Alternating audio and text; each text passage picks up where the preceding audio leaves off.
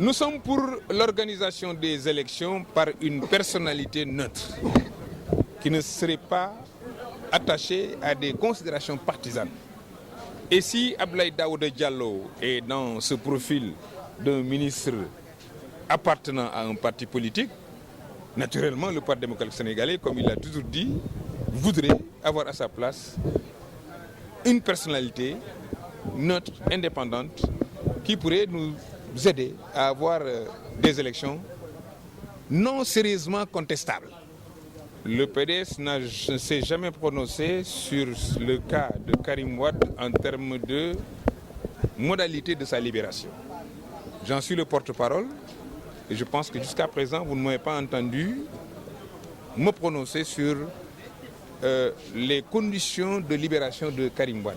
Ceux qui l'ont annoncé. Pour donner un corps, évidemment, à l'avis du groupe de travail des Nations Unies et au risque d'humiliation de notre justice, avec tous les procès qui sont aujourd'hui en cours au plan international, c'est à eux de trouver les moyens de donner droit à Karim Wade, surtout droit à son innocence, droit pour que Karim Wade puisse nous revenir intact, pour qu'enfin nous prenions en charge les préoccupations du Sénégal afin de le porter au pouvoir le plus rapidement possible.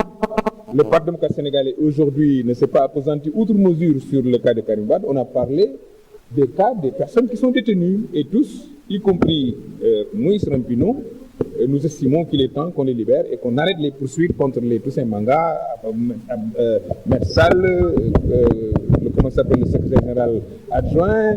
Ils sont nombreux.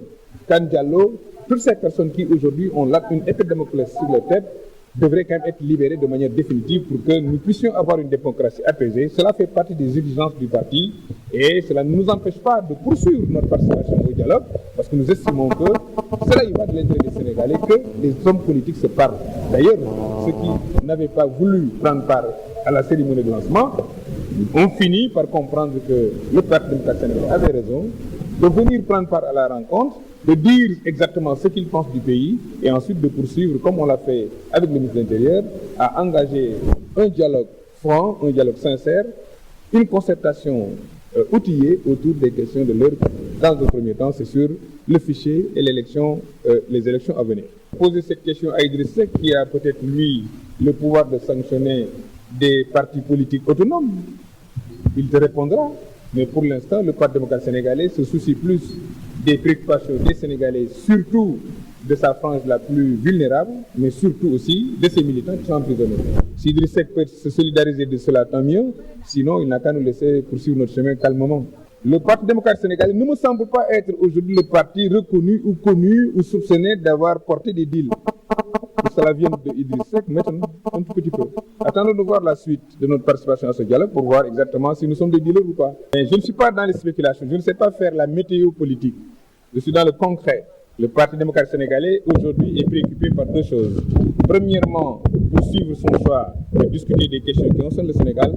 Deuxièmement, travailler à faire libérer tous ces détenus politiques et à s'engager résolument à prendre le pouvoir.